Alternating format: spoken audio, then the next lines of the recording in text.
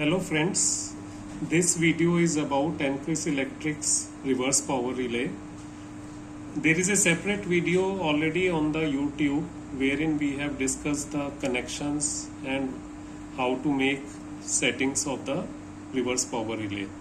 This video specifically talks about the importance of correct connections, how to make correct connections for the reverse power relay, because sometimes we get complaints or feedback from the field that the relay is giving false tripping, and in most of the cases, almost all the cases, the false tripping is on account of the incorrect connections made on the site. So without wasting time, we will go directly into the details of how to make the connections correct.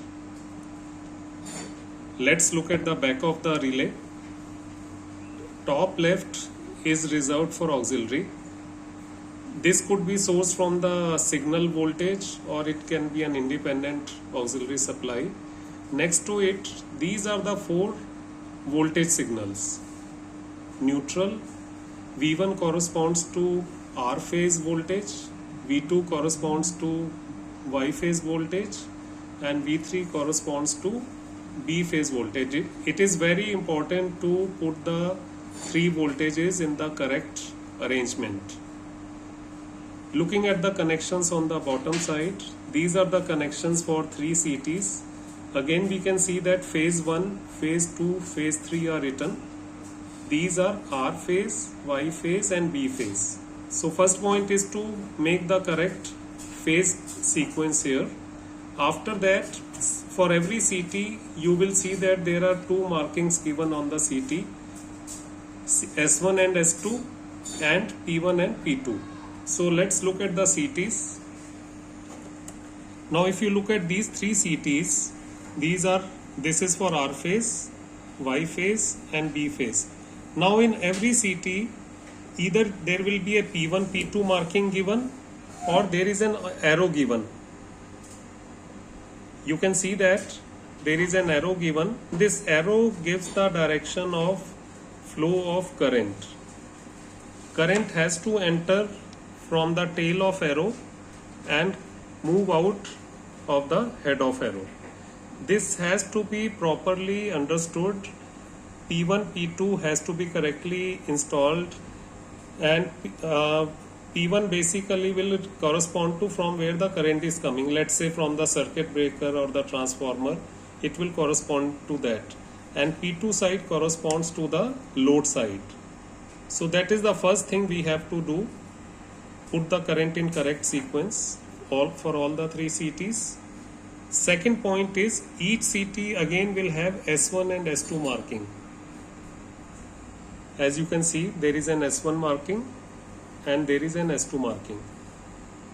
This S1 and S2 marking has to correspond with the S1 and S2 of relay. Let us take an example.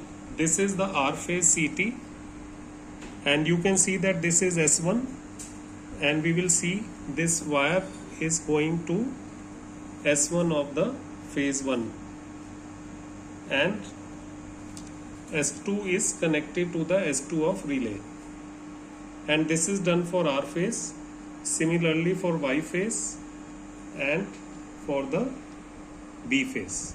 So this has to be done properly. P1, P2 has to be correctly installed, S1, S2 has to be correctly installed. Now coming to the display, you can look at the P1, P2, P3. If you find that, let's say out of three phase powers, one phase is showing negative, in that case you can just check the connections of CTs and that S1, S2 and P1, P2 for that phase, because normally all the three powers should either be positive when it is in the consumption mode or import mode, and all the three powers should be negative, which means the delivery of or export of power is happening. If one or two are showing negative, it may be possible that there is some problem in the connections, which can be diagnosed by the way we have discussed right now. So this is the way you must ensure the proper connections, because reverse power relay is highly dependent on the correctness of connections for the proper operation. Thank you.